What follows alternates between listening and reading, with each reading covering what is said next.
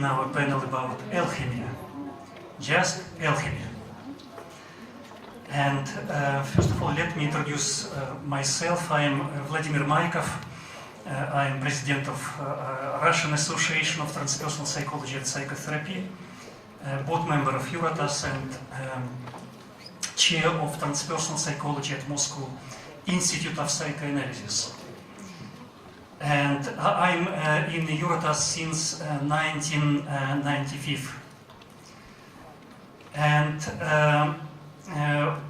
today we will concentrate on the issue of alchemy and its relevance to our soul and human nature. And let me briefly introduce presenters at this panel. Professor Ashok Gangadin. He is a Margaret Guest Professor of Global Philosophy at Harvard College, USA. And he was the first director of the Margaret Guest Center for the Cross-Cultural Study of Religion and Haverford, and has participated in numerous professional conferences on inter-religious dialogue and East-West comparative philosophy. He is founder director of the Global Dialogue Institute and author of Meditative Reason. And also it's very important that Ashok forthcoming book, Awakening Global Enlightenment, the migration of our species, will be published next year. And you can get the essence of this book from his talks published on CDs by SoundTrue, and also on his presentation at this conference and his website. And an old member of EUROTAS Conference, of course, very well remember a brilliant Ashok presentation at Latvia Conference and at German Conference in 2006. So, and of course, we all know Lindy, brilliant organizer, host of this place and real alchemical essence of what is happening here. The vase and the elixir. But not all of you know that recently Lindy published a brilliant book, A Soul's Journey, as a result of her long-term studies of Western esotericism and transpersonal psychology, the essence of spiritual path towards the transpersonal. So I strongly recommend to publish this book on all European languages. Next speaker at the panel. Let me check. Next. Yes, it's Wilms Ralph from Switzerland. Ralph is a social scientist and clinical psychologist with 7 years experience in Sufism, in Advaita Vedanta, and in Chan Buddhism, Zen Buddhism. And he works with the incubation methods of Greek mysticism. We all know about Greek mysticism. It's the essence of Orthodox, both Greek, Bulgarian, Balkan, Russian hesychasm. And he is a management coach since 1988 and member of the co-faculty of the SFU International Business School, Zurich, since 1995. Let me also introduce my long-term friend and colleague, Vitor Rodriguez from Portugal. We met many years ago. I spent many wonderful days and different conferences, including a great conference in Brazil, and as active member of Alborat. Victor is very much involved in working with very mysterious events, and I'm sure he will share some part of his real alchemical experience during his presentation. It's good that I introduce all of us. And so in my, there is the similar structure at this panel. Each presenter will speak no more than 10 minutes, and we can have exchange of ideas, opinions, and as a leader of a panel, I invite all of you to share your experience and your point of view about alchemy.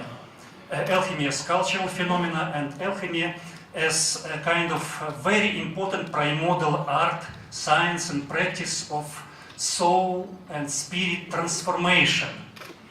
And if you look at the place of alchemy in the history of Western culture, we will find that alchemy is very deep connected with the art and of spiritual transformation, metamorphosis, transfiguration.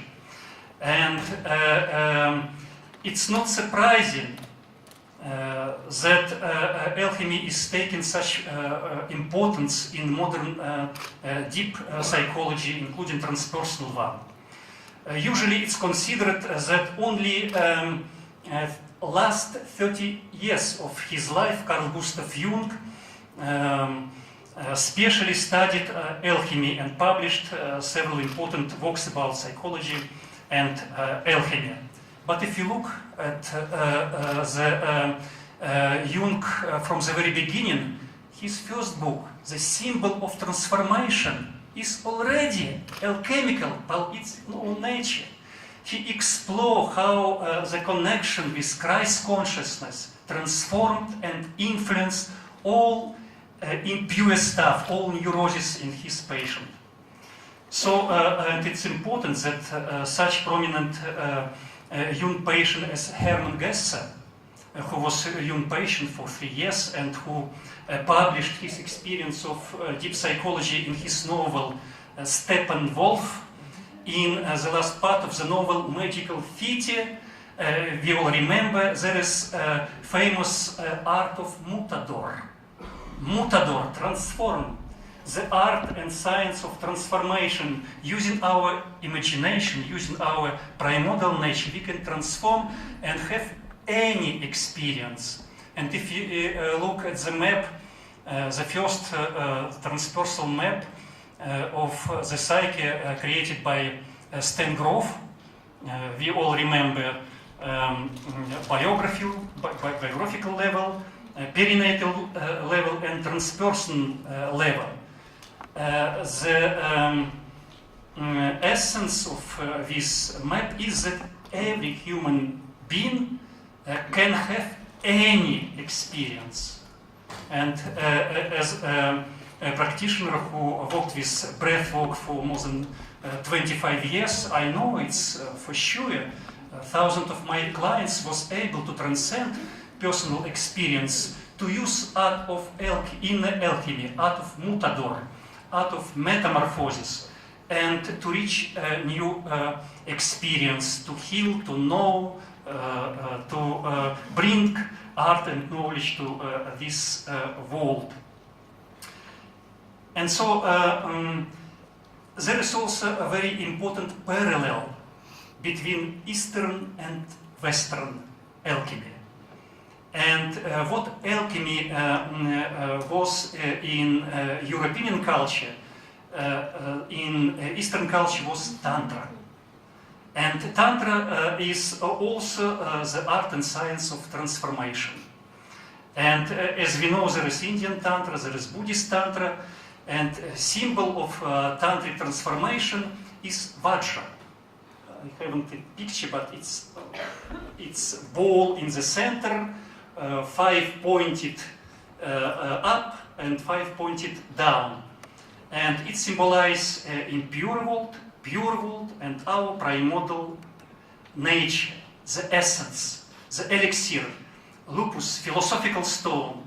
And likewise, in Western alchemy, we should reach lupus to transform impure metals into pure. The same is true in both Indian and Buddhist Tantra. We should reach Buddha nature. We should reach undivided wholeness in Advaita. And this will transform everything. And so we can put the question, What will be the structure of the world? What will be its law to make possible such great stuff as Tantra and alchemy? What a catalyst of our transformation? What are best set and settings for this? What discoveries were made in both Western alchemy and in Eastern Tantra we can adopt, we can check, we can continue to explore.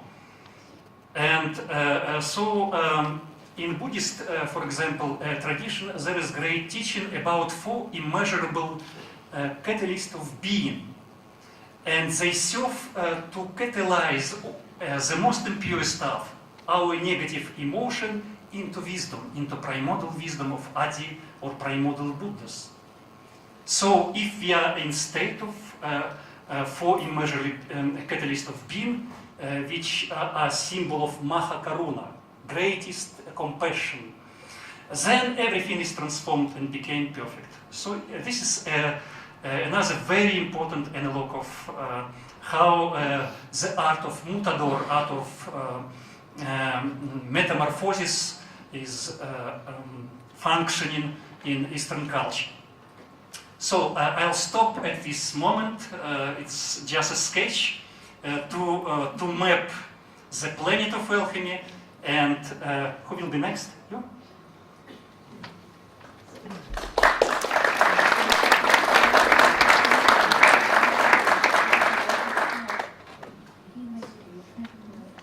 So good morning everybody, and I specifically would like to thank Vitor for inviting me to be part of this panel and to find myself as the feminine amongst the masculine. This is great. The alchemist, you can't hear me. Just go closer to the mic. The alchemist believes that nature, reflected in ourselves, is the principle underlying all things and governing their individual nature. The tria prima is considered to be the spirit, soul, and body. Spirit, the universal principle, such as ethanol, whenever it is made from grapes or mandrake roots, it is the same ethanol. Soul, the essential essence, such as oil, with its unique fragrance. And body, the invisible salt, separating the subtle from the gross. Clothed in rich symbolism, sulfur as the soul is consciousness, the hot, dry, fiery masculine principle, symbolized by the sun and the stag, the red man in its unpurified state, and when perfected, the red king.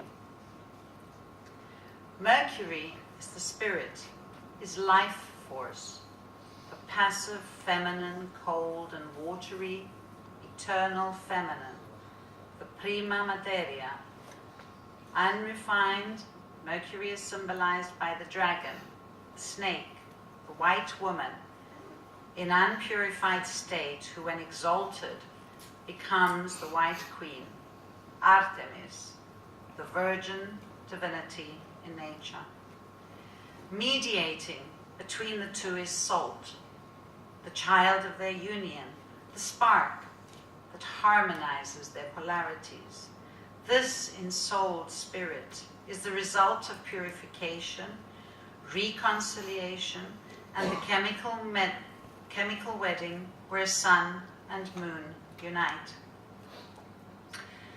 The lesser and greater works of the alchemist requires great mastery of the process.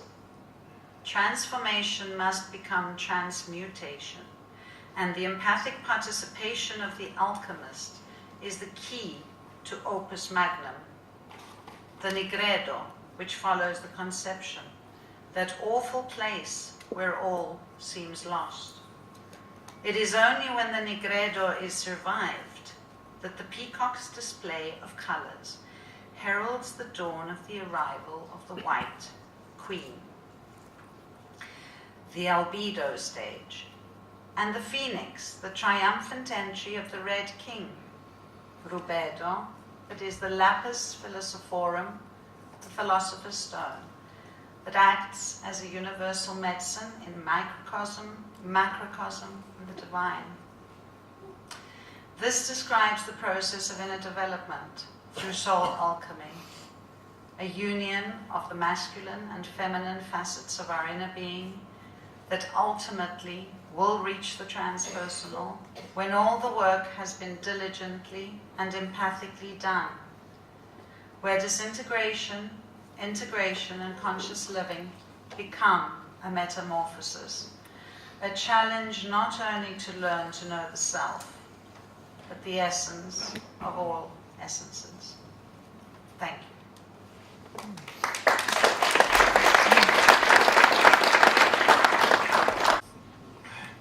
Hello.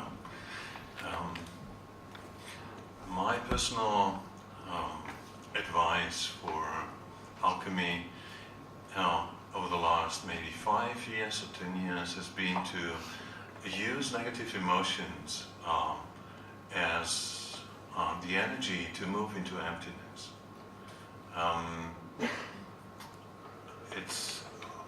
It's a way by which you can save 5 or 10 years of meditation doing that. I know it's hard to live in a relationship.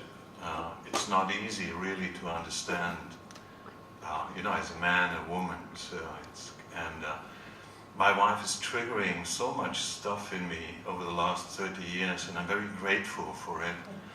That she is my alchemist. She is my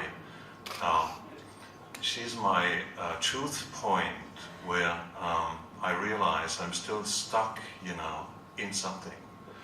Now, recently I was so pissed off with her. I was so furious.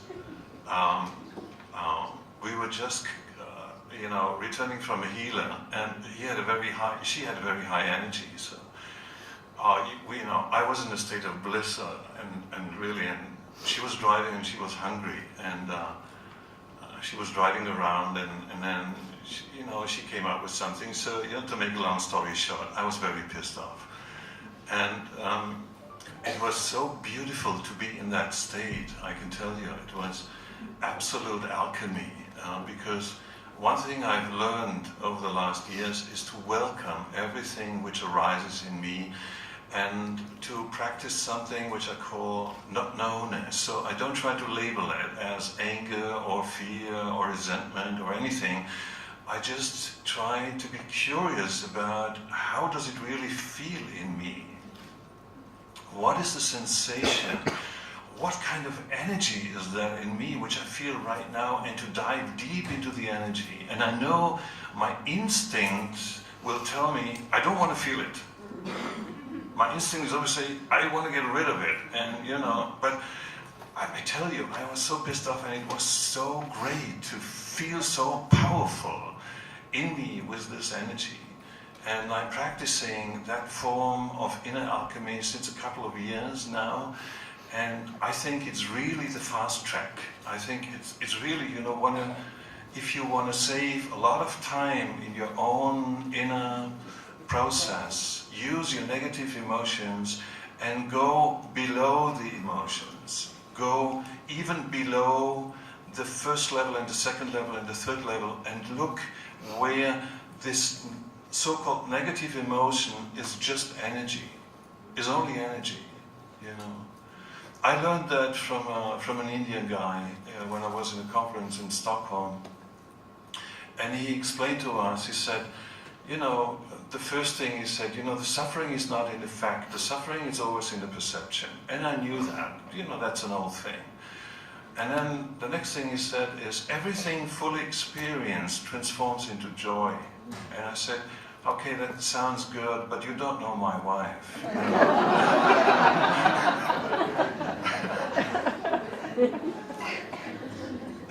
And I said, no, that's much too easy. And 2 weeks later, when we were back in Switzerland, I was sitting in a couch and she was kind of insulting me. And I thought, okay, the suffering is not in the facts, it's in the perception.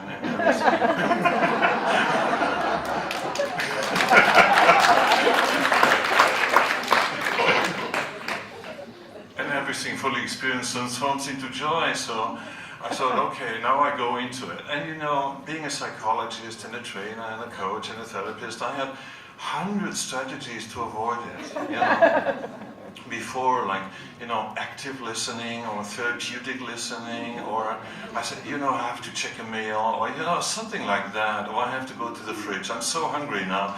Oh, I'm so tired. You know how tired I am. You know, please stop it, or just, you know, do kind of the boomerang strategy. It's not my, it's your problem, you know.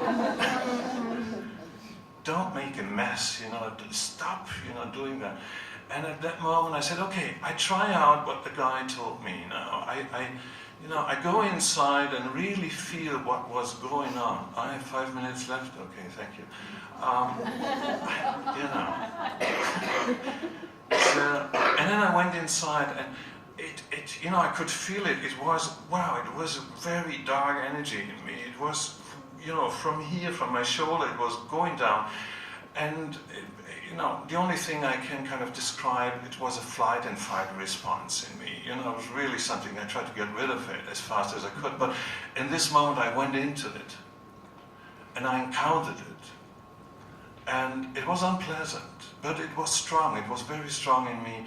And I sat with it. And at the same time, I was arguing, you know, with my wife, I was listening. So it was a parallel process using what I have learned from my Sufi teacher, you know, the power of, you know, divided attention. A part of my attention is inside, the other part is outside. So it was with me, and at the same time I was with her. And I felt it was painful, it was unpleasant. And my alchemy was now to move into it, to just, you know, not try to resolve it, not try to get rid of it, but just encounter it, to move into it. So I moved into it, and then it, from 100% it went down to 80%, to 60%. 40 to 20, and then it became 0, and I was in bliss, and my wife looked at me and said, Ralph, what are you doing?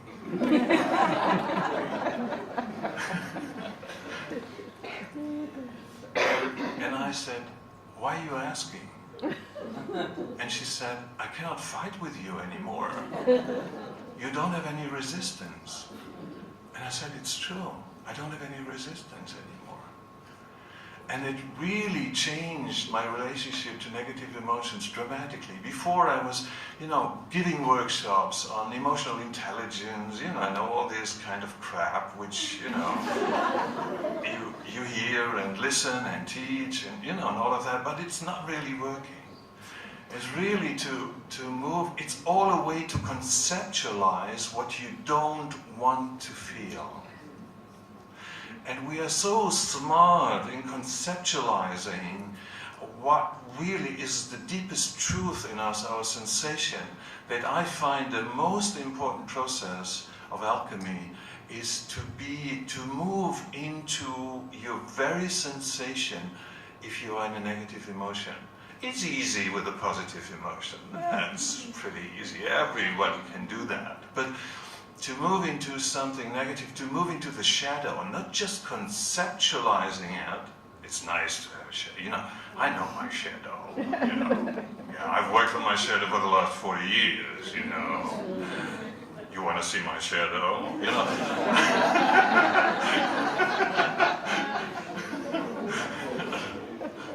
I can show you my sexual shadow. You know. No. It's really to move into it is a whole different ballgame. It's a different story, really. And that for me is true alchemy.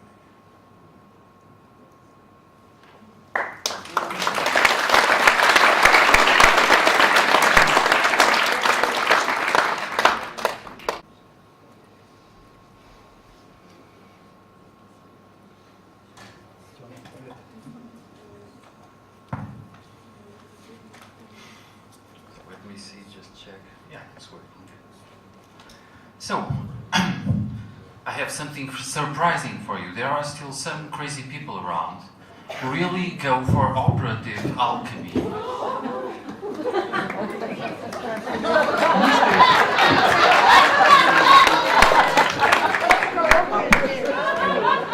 I wasn't expecting, yes, I wasn't expecting this to be so surprising.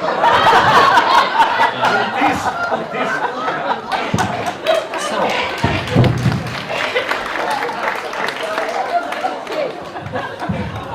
the thing is, let me just now go into a fast track to some extent. The thing is that I found a tradition in alchemy. It's coming from Myanmar. A minor part of it you can find in this strange book describing a very strange experience from a master of alchemy in Myanmar. I cannot really tell you much about it, it would take too long. It concerns the supreme master there. He is an old Theravadan monk. And when I say old, I mean old. According to them, he is more than 1,000 years old in the same body. Recently, he went himself into the fire to endure a transformation that allows him to stay here for thousands of years in the same physical body. That's what they say, at least. But so, very fast to begin with, outside view of what I have been doing. Mostly now around with my family. You take a granulate of silver and you put it inside a crucible, a small crucible, and you also build an oven where you will insert your crucible in the middle of charcoal. So, in the middle of charcoal, you melt the silver. That is inside the crucible, of course. By the way, the crucible is small and is egg-shaped. Just for some people to think about it. Then, in several interesting sessions, we will be melting the silver inside the crucible. And as you do so, you are meditating and you are blowing the wind into the fire as you do so. You have a lever or something like that. You have a bellows to blow the wind into the fire, and you are doing that as you meditate. So this is one version of such a bellows you can see there. And this is one crazy person doing something there. Of course, the meditator is at the same time he's doing the lever thing with the assistant usually of someone from the outside to deal with the crucible and the fire and the charcoal and all that. He's meditating. This is the modern version. Now we have at my small farm we have what is called samurai crucible, samurai bellows, meaning this machine here, and it works even better than the previous one because we can blow the wind into the fire exactly at the rhythm of our own breathing process. It comes and goes as we are breathing. Another view of the same thing. There is the fire, recently updated with charcoal. And that is the crucible, egg-shaped, while it's cooling down on some amount of land, so that later we break it and we take the product out of it and we look at it and we do something. The product can look like that. We call it a dallon. And we can then use the dallon in several different ways. We can bring it along with us, we can put it inside our mouth as we meditate, and we can put it inside a glass of water overnight, for instance, and in the morning we drink the water. So outside view, as I told you. According to the tradition, the dallon can become the philosopher's stone in some moment. During the process, you will have, because you keep the same Dallon and you go back to the fire, melt it again, you cool it down, you use it, you go back to the fire, and so on, for a lot of time. It can have strange phenomena, like beautiful sometimes and interesting shapes, like lotus shapes that appear on the surface when it cools down, which is already a sort of a paranormal effect. Also the fact that it does not just stay flat on the surface as it cools down, it becomes round. So, that was the fast view. Let's come back.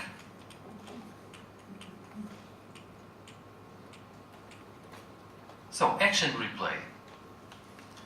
Now, when we start with the granulate, we wear the granulate close to our body during some time for it to gain our personal body vibration. Then we go to the fire with it. And all this is also a manual process. We are really physically dealing with what we are doing in many situations. Well, then you notice something strange. Before we really go for it, we place a flower there. We have incense, we have a candle-lit fire, we have water, and we have earth. So 5 elements, and we really get in touch with those 5 elements as deep as we can. And at the same time, we may try to be at the deepest level we may be inside, trying to marry inside Mother Kundalini, Mother Earth, or whatever you can call it, the divine force and principle, with the male principle at high level within ourselves, because it will affect the way everything goes later. And of course, we use our intellect to do our best thing about how to breathe and how to prepare ourselves, how to meditate and all of that. And at a certain moment, we just must surrender so that higher forces, creative forces, will be moving inside ourselves to really produce something. And of course, we also sort of connect with the big divas. It would be a long explanation about that too. So this can be done overnight or during the day, preferably during full moon or new moon phases. And so, as we meditate, in a way, we are also there in the fire. And so, we are in a way melting ourselves. It's solve et coagula. We melt, we dissolve as we can, and then we allow cosmic forces, if possible, to rebuild us as the crucible will be cooling down under the influence of such forces.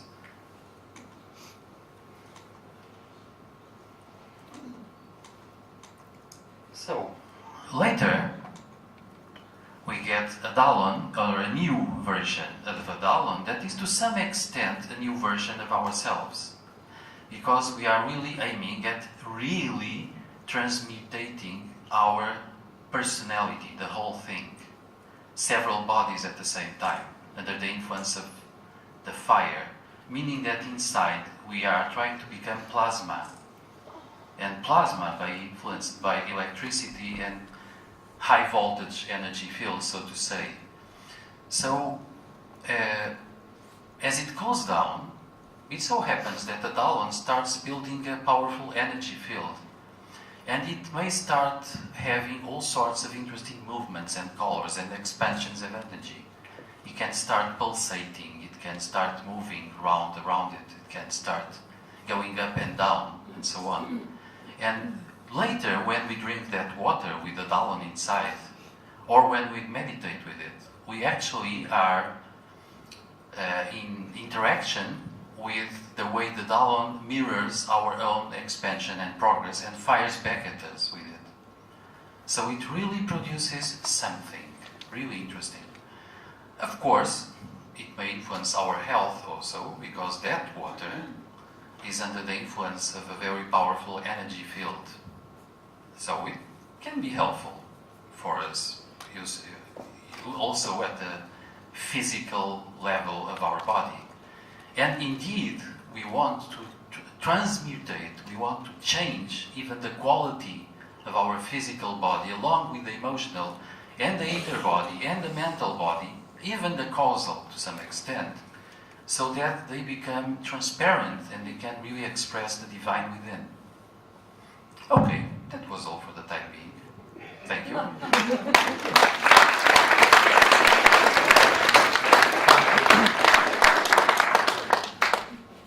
It's a pleasure and honor to be with you. And I'd like to reflect and build upon the wonderful sharings about deep alchemy, the art and science and technology of transformation, and the ultimate transformation in the light of global wisdom of our great teachers and teachings across the planet, all great alchemists, is the transformation of consciousness, which comes, and this is the theme I'd like to bring out for our conversation, the recognition that the script and language and words and signs, the technology, the mind operating process we're using can hold us captive. And we need a profound alchemy to upscript to a higher voltage of literacy or language or word power. Because it's clear in a global, I'll speak from the point of view of global transpersonal philosophy and ontology. Ontos, the science of being. This is the background I come from. And I've been, over 50 years of my life, living in the different great first philosophies across the planet. The narratives are what calls us to encounter what is first. And the deep intuition we heard echoed in so many ways, and by Anne so beautifully this morning, that there's a profound source, whether you call it the feminine, whatever name you use. So if you could step back from a more local cultural orientation or disciplinary orientation and the lens we are carrying deeply and often preconsciously, and can step back and dilate our hearts and mind into a more global, open, integral space, which is the call of the ultimate alchemy. The call, if you listen to, say, for example, begin to see the great wisdom teachings and enlightenment in scriptures across the planet, and can enter into that collective global space. And global here means the open space where you can encounter the source that generates a diverse worldviews and perspectives and scripts and narratives. That's the space of global alchemy. I'd like to reflect on that because astounding patterns begin to come clearly to the fore that we couldn't see before if we're more in a more localized cultural disciplinary orientation. So let's dream for a moment about the global space. Look at Buddha, Moses, Jesus, Socrates, Plato, Aristotle, and the Logos. And look at Krishna and the yoga technology, and Lao Tzu and Confucius, just to pick some initial examples. What was remarkable in these great geniuses and pioneers is that they saw that there is a first. Can't get around it. To be conscious, to be alive, is to gravitate and recognize there's something at the heart, a foundation, whatever name we call it. In the Judaic tradition, it's Yahweh. Hear, O Israel, and the unity of the infinite. If you go into the Vedic tradition and the great meditative geniuses who saw the yoga science of Om, in the beginning is Om, the infinite symbol that generates all possibilities and all worlds. Coming out of Om is huge. Buddha's great awakening, often we heard it referred to, the enlightenment, to see that humans are suffering. What is the source of it? And when Buddha awakened, which was an ultimate alchemical moment of transmutation, he literally went out of the culture, out of the body, out of the literacy and language, the form that he was raised in. And he called it emptiness, shunyata, because he said that is where we become a human. And so his Four Noble Truths cannot be written in the script that hold us captive where we talk about it. This is one of the main points I'd like to open up for conversation. Because our great geniuses saw that the call to what is profound and first requires the ultimate alchemical transmutation.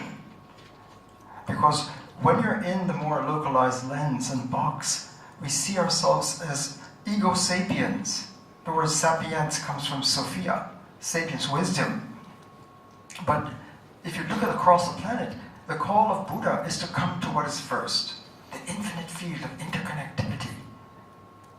And the Christ ritual of realizing where we are in sin, cut off from the fundamental God space, the Christ space, is an ultimate suffering for humans. And to flourish, the alchemy is that we must go through a life and death passage of letting it go. Letting go of our ego separation and the intelligence and literacy and consciousness and mind operating process.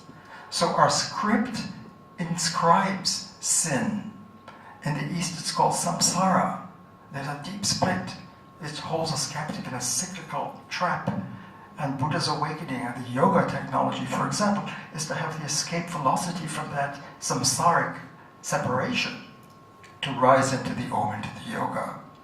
So the diagnosis is astounding from the global point of view, that humanity in its evolution, in our evolution, as brilliant as it is to talk about it, to describe it, to separate ourselves from the source code, the source that is infinite. And what you begin to see in the global space is the infinite first, across the board, whatever name we use, Yahweh, Allah, Om, Tao, emptiness, whatever name. It's got to be one. There can only be one infinite. Simple transpersonal ontology is elementary. The infinite cannot be multiplied and be more than one, because it wouldn't be infinite. And therefore it's got to be infinitely one. Infinitely one, not ego-based one, but infinite oneness, which is Indra's net. It's infinite and boundless, and every point has infinite diversity and multiplicity. And that's the source of the sacredness of every grain of sand and every grain of man and woman, because we're in Indra's net, the infinite space. And because it's infinite one, is the infinite source of all possible scripts, narratives, scriptures. And so our great teachers saw across the planet that we are called in the alchemy to recognize when we're cut off from the zone, so to speak, and the call to then go through a rite of passage that is the ultimate alchemical shift, to let go of whatever structure holds us captive, to come into connectivity, and that's ethics. That's when we see Jesus' recognition of the I thou. When I was in prison, you visited me. When I was hungry, you fed me. And the disciples speaking the ego-based technology, when did we do that? When you tended to the least of mine, you tended to me. Well, that's the same principle that Buddha saw of compassion for all life, because of interconnectivity. There's a profound logic of the source. It was called the divine feminine earlier today. But the real medical diagnosis of our great geniuses is tend to how we're using our minds, because we are, as we mind, our world, our reality, ourselves, made and manufactured by our mental processing. And our literacy and our language and our script at a level of development can be dualistic and separating and talking about it. And they saw that you can't talk about it, you've got to be it. When the runner is in the zone spontaneously and begins to be the running, when you're in yoga, and it's not the ego breathing, but breath breathes us. The field, the source is proactive in your life. That's alchemy. That's the transmutation. And it literally is a transubstantiation.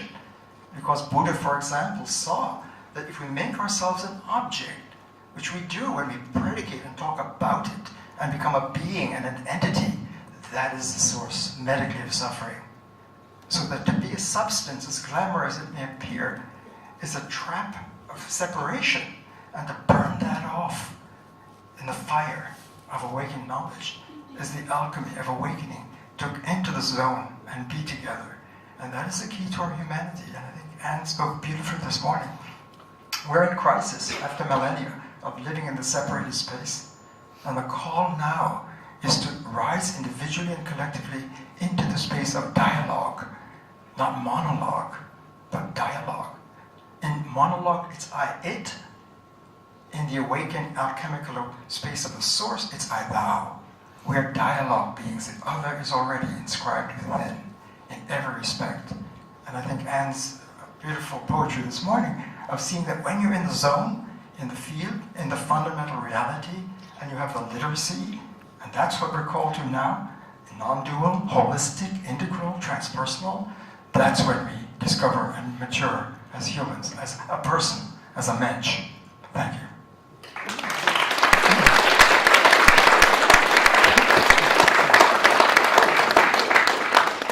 Thank you, Ashok, Vitor, Ralph, Lindy. Thank you for brilliant presentation of so articulated vision of different aspects of alchemy. And now I'm invited all of you to take part in our interaction in any form, questioning, presentation, your own ideas, and just present yourself in a couple of words and start. Who wants to start? Question, ideas, interaction, discussion. Yes, please. Please.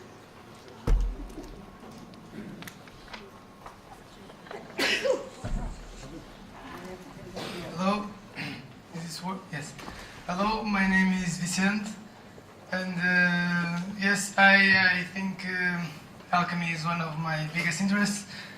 Actually, I think it was the first that I found in order to get into spirituality. And personally, I found very interesting. I don't remember the name of the first guy who talked, so I'll just. Yes. I'll just. I'm Ralph. Mr. Ralph, okay. Ralph, yeah. And I found that the most interesting part of the alchemy, when you are able to somehow enter into the person's energy, if you can call it that way, and transmute it in like a couple formation, like the unity consciousness, you get somehow into that field of simultaneously energy. And from what you've said, I thought there was a very important missing word, which is allowance. Because in order for you, or for me in this case, because I'm talking personally, to get into that experience, you need to allow yourself. Really use that connection between brain and heart to say to yourself that I allow myself to feel what you're feeling. And yes, you will find somehow that these are just energies. And this is just our perception of it and our interpretation of how does it work in our own body. So, when you like combining two different energies that I somehow will say like the masculine one and the feminine one, we join them together and form a third one, which is the unity one, and we are able to transmute it. In this case, that's alchemy again. That's something quite amazing. But once again, I will say the allowance word, because I feel that this of divine energy, divine feminine energy coming in, it's like the acceptance of the Divine Mother, so Divine or Mother Kundalini as well. And the first thing that that energy touches is our fears, and then it's our emotions, and then it's our identity. So I feel that's more or less the step in a way in which all of us are stuck. And one by one, and then 2 by 2, and then 4 by 4, we are able to combine all of us together in this like transmuting process, and going through these emotions and start to put them in the negative one to the positive one. Yeah, more or less, we will, in the end, I think you will find that there is no such thing as the positive and the negative. So it will be the unity one. Yes, and that is the gold and the philosopher's stone. And I think that's all we are trying to find. That's all. Yeah, may I just say 2 words to it? I thank you very much. You have to allow it. You have to create space for it. My approach is always, I'm a curious guy, so my approach is curiosity. I really try to find out what this body is. I have no clue what this body is.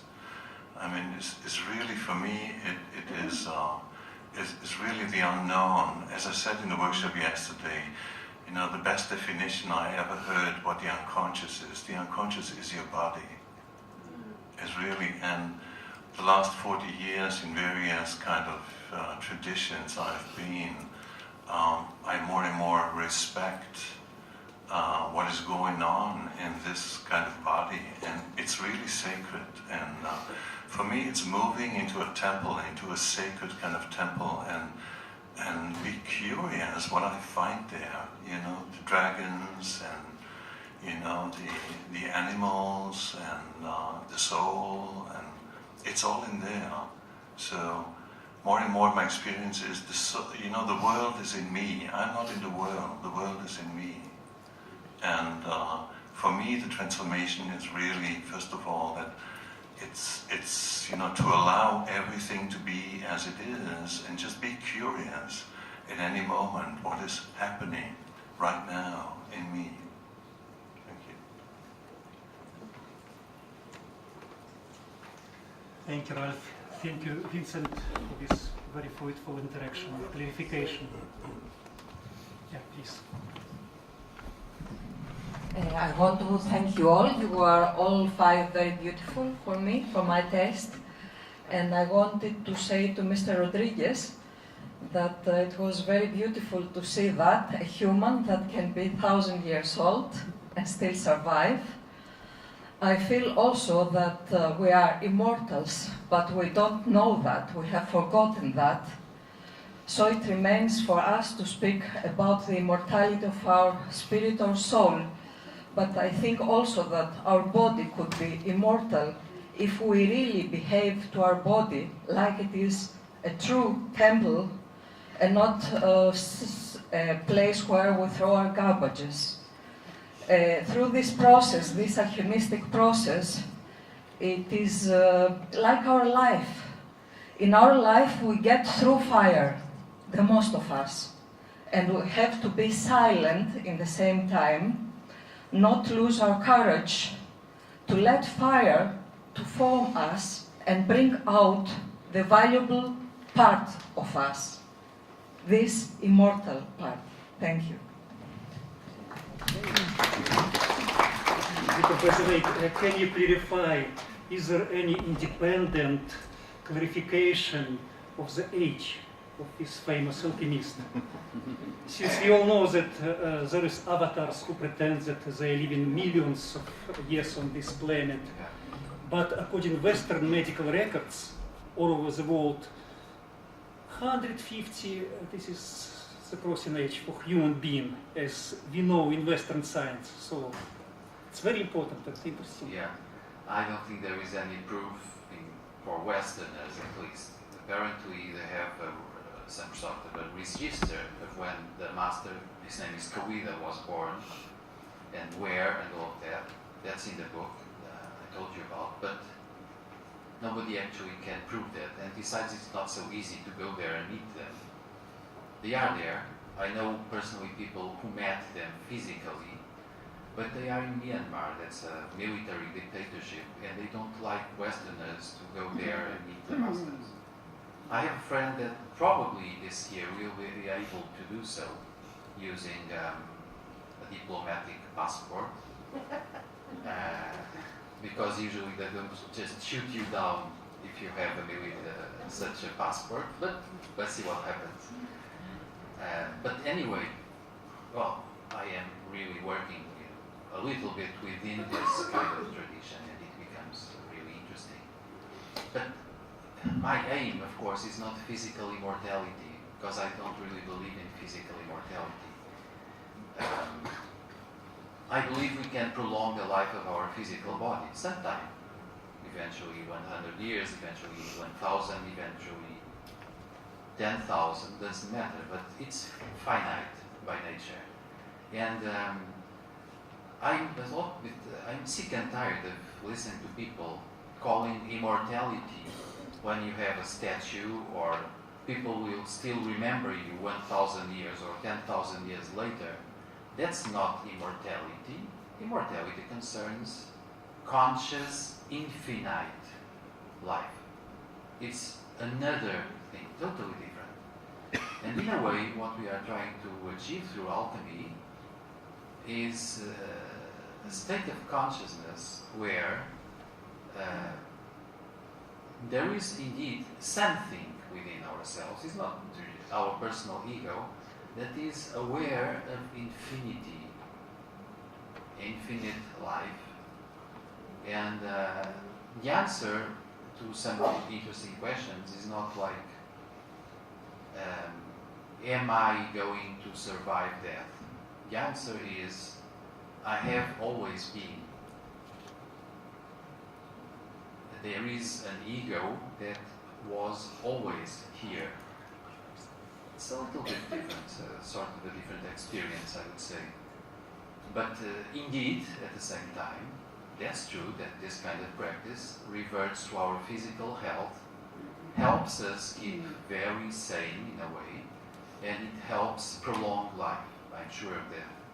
But that's not the real aim. I would say that the real aim is to produce gold, but it's gold within. It's gold as the Christ principle inside of us, as the sun that comes from the alchemical marriage of the Divine Mother and the Father principle, cosmic principles, producing creatively a rebirth of something that is the, so to say, the cosmic Christ within. And that guy, so to call it, will be immortal. Thank you. Thank you so much, Vito. Ashok will be next. I'd like to comment on that further. Thank you for your question, and I appreciate your response, because from the point of global wisdom and enlightenment in scriptures, our great teachers spoke of immortality. Socrates, when he's drinking the hemlock and about to be executed, and his disciples and friends are in tears because of his death and termination, he taught them that the language of the soul is beyond mortality, but the body can be poisoned. But the psyche, the soul, that touches the logos, Sophia, cannot. And Buddha opens the Dhammapada with mindfulness is immortality, thoughtlessness, being cut off from deep consciousness is death. And Jesus spoke of the wage of sin is death, and the gift of Christ, the life, is life. And Krishna is teaching that to Arjuna in the yoga. So if you can awaken the transpersonal self, the high self, the source self, that part of us in the alchemy, that cannot die. The infinite that connects us with the interface cannot die. The source cannot die. It's beyond death. Death is an artifact of ego-mental culture making. And so the alchemy of overcoming death is to burn off that space that is separated from connectivity and from sourcing. So if you can live your life in the zone, right, that's when you touch the depth of boundless life. That's my understanding of it. Thank you. Thank you.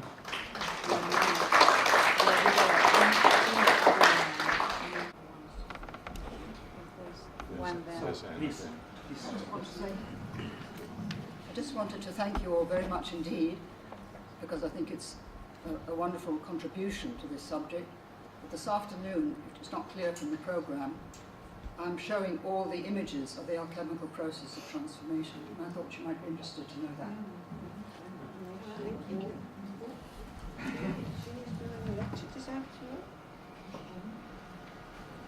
Please stand. You asked a question, what is Anne doing this afternoon? Anne has a presentation in this room, and she will be showing all the pictures of the alchemical process. I'm Dana Jakubovic. I'm really very thankful for your very inspiring talks, and I would love to emerge into it, because it's wonderful. But I'm interested the most